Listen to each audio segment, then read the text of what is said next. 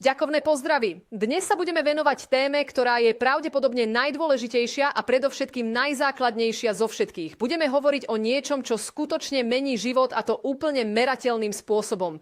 A dnes budete mať príležitosť vidieť, že čo sa deje, keď je človek úplne uzemnený, a spoznáte všetky tie výhody a tie kľúčové veci, ktoré by mal vedieť každý obyvateľ Zeme. Však a slovo zemľania je zaujímavé, však nejc. Som vďačná, že si dnes prišiel. Veľmi rada ťa počúvam, keď hovoríš o Zemi a najmä o celom byti, nielen o fyzickom aspekte Zeme. A s vďačnosťou ťa počúvam aj v tvojom podcaste, pretože cez tvoje slová, keď hovoríš, skutočne môžeš cítiť, aká je to dôležitá vec a pritom tak blízka, tak dostupná, ale tak ďaleko však. Áno, aj keď sa pozrieme na to, čo je človek. Vo svojej podstate je predĺžením Zeme, z čoho je človek zložený. Je zložený zo vzduchu, zložený z vody, zložený z ohňa a zo Zeme. A to sú všetky prvky Zeme. Nie sme nič iné ako Zem, ktorá sa môže pohybovať. A ak teraz vdýchneme, je to dar života, ktorý dostávame od celého nášho stvorenia. A Zem, všetko to spája. Stromy, rieky, to všetko sú, dnes som bol povedzme tu pri Savini, chodím každé ráno, aby som sa spojil s riekou a rozprával sa s riekou, pretože cítim že rieka tiež rozpráva so mnou. Nie síce cez slova, ale cez pocity. To človek cíti, pretože nie som nič iné ako voda, ktorá je v ľudskom tele a pozerá sa na seba. Rieka. A to je opäť voda, dar života však.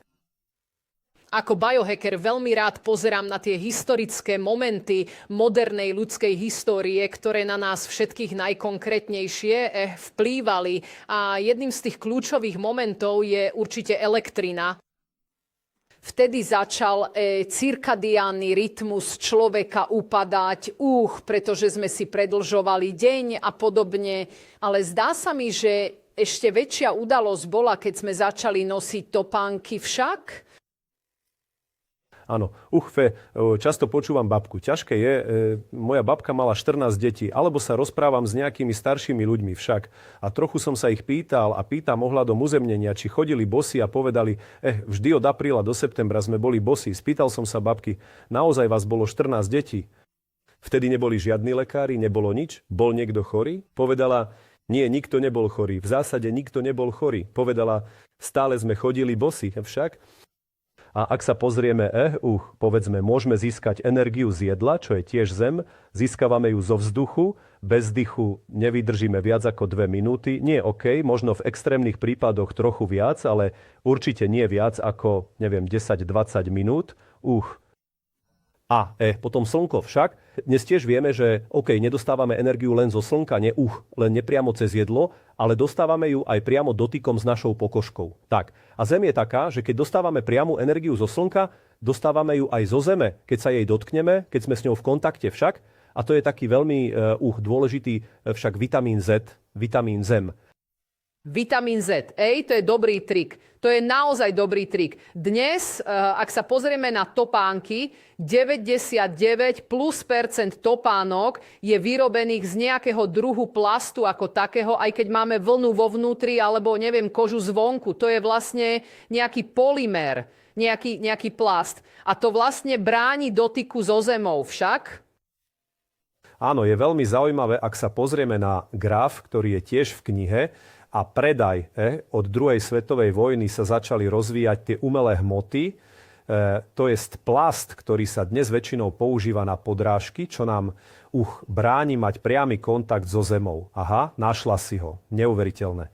Tento graf zobrazuje rast predaja, topánok s umelými materiálmi a rast, myslím, že je cukrovky, jednej choroby, ale áno, pre ktorúkoľvek chorobu by sme sa pozreli, našli by sme rovnaký graf. Nie. To znamená, od 50. roku ďalej je obrovský nárast zápalových chorôb, chorôb imunitného systému, rakoviny a tak ďalej. Však, a teraz nepovieme, že je to jediný dôvod, prečo sa neuzemňujeme, ale určite je to jeden veľmi dôležitý dôvod. Však Aké sú vlastne symptómy moderného človeka, ktoré by sa mohli spojiť s faktom, že máme príliš málo kontaktu so Zemou a že sme samozrejme neuzemnení?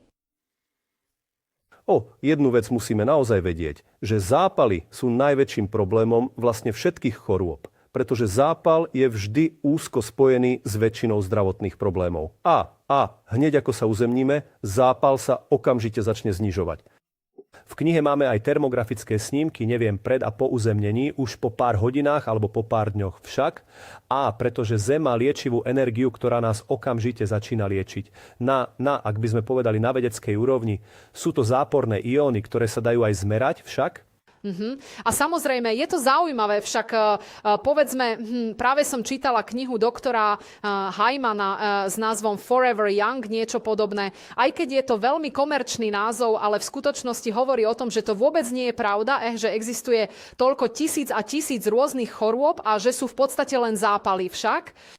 Tu sú zápaly a povedzme celá moderná anti-aging medicína, omladzovanie a tak ďalej. Ide o to, aby si tie zápaly zvládol však. A teraz, ak sa pozrieme, každý elektrikár vie, že ak máš doma nejaké elektromagnetické elektrické zariadenie, ak nebude uzemnené, je to možnosť pre požiar.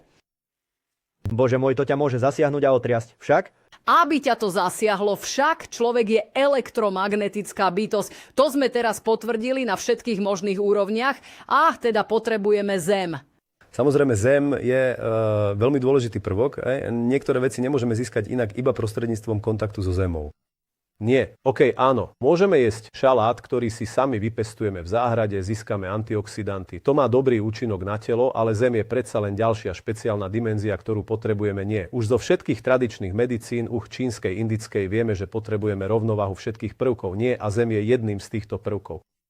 Ale zdá sa mi, že dnes ľuďom všeobecne chýba Zem. Teraz, ak sa pozrieme z energetického hľadiska, sme uzemnení však. Máme nejaké nereálne predstavy, ilúzie a podobne. Žijeme v mrakodrapoch ďaleko od nej. Koľko ľudí si skutočne zašpiní ruky pri práci s pôdou? Nie je tam ten dotyk ako taký. Vidím ľudí aj pri mori, ale kamene ich pichajú, takže opäť majú na sebe niečo plastové, aby išli s tou plastikou do vody. Takže málo je chvíľ, keď môžeš byť bosý na zemi.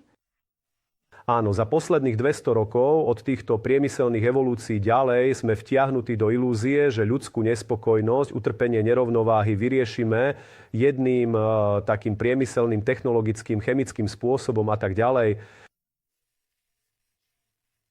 Ale teraz sa mi zdá, som veľmi optimistický, teraz sa mi zdá, že práve teraz je prelomový bod, keď sa odohráva revolúcia na všetkých úrovniach a tie revolúcie vždy smerujú späť k Zemi, či už v duchovnosti alebo v prírodnej výstavbe. Toho je vždy viac a ľudia pochopili, nemôžem riešiť svoje psychické, fyzické problémy nejakým umelým spôsobom, musím sa vrátiť k prírode. Potrebujem dotyk so zemou, potrebujem obrábať pôdu, potrebujem jesť, aby som poznal ekologickú zeleninu. Nakoniec možno potrebujem piť vodu z prameňa, ktorá má veľa záporných iónov. Však to sa dá aj zmerať. Existujú zariadenia. Však Ionové metre však, takže v jamách a podobne. To je mimoriadne zaujímavé. Tiež poznáme všetky tie výskumy však a ja poznám mnoho ľudí, ktorí aspoň v letnom období vynesú kanceláriu von, aby mali nohy doslova na zemi a pracovali však. Ale hľadajú spôsoby a keď vidíme deti však, a to ešte uvidíš, nechcú byť v dome však. A to je zaujímavé. Nechcú byť v topánkach, chcú byť bosí. A potom, ten náš strach, však, že prechladnú, že sa stane toto alebo tamto však a nutíme ich obúť sa, ale oni chcú byť vlastne bosí však.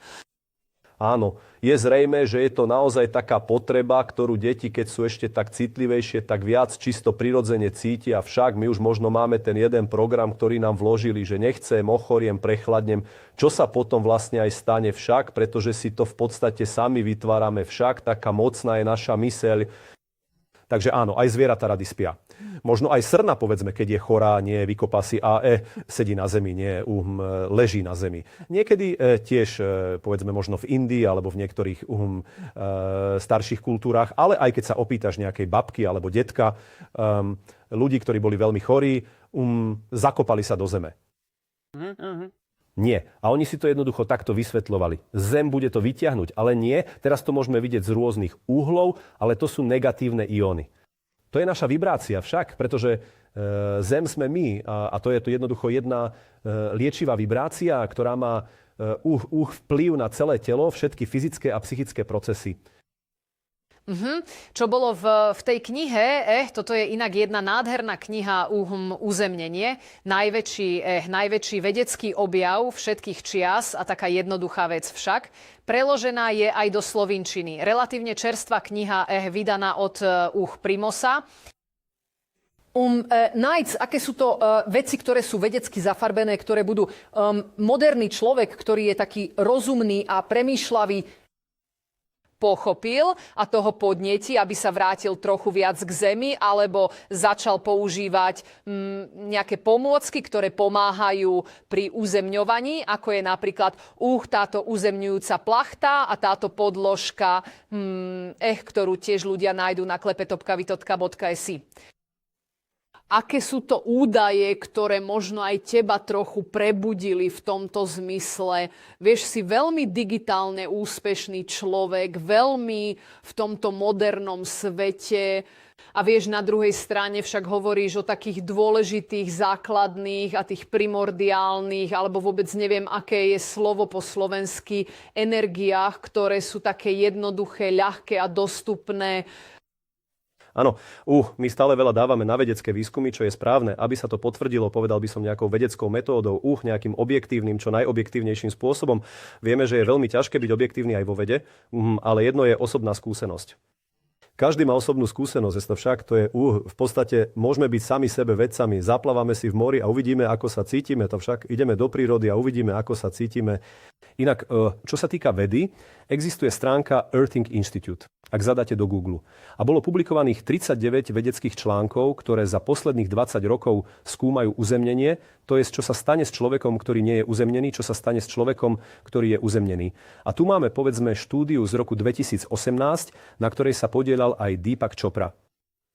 Lepší spánok a viac energie. Všetky tieto štúdie môžete vidieť na webe. Podľa štúdie z 2004 do 2019 zníženie zápalu a menej bolesti.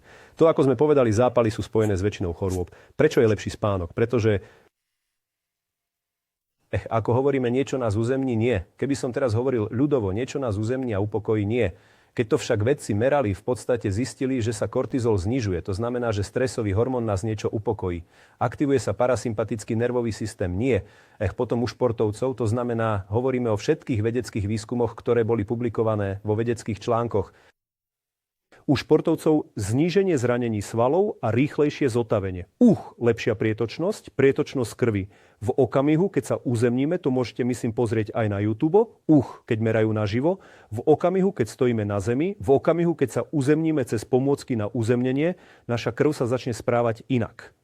Fyziologické procesy sa začínajú meniť. Wow, zaručujem, že o tom budeme ešte hovoriť neskôr. Inak ľudia, môžete sledovať nádherný, úžasný podcast môjho dnešného hostia. To je Nejc Volarič. Prebudenie 8, 9, Božia deviatka však, Prebudenie 9 a samozrejme aj všetky ostatné obsahy. A vy zostaňte v našej spoločnosti. Ešte vás čaká mnoho zaujímavého.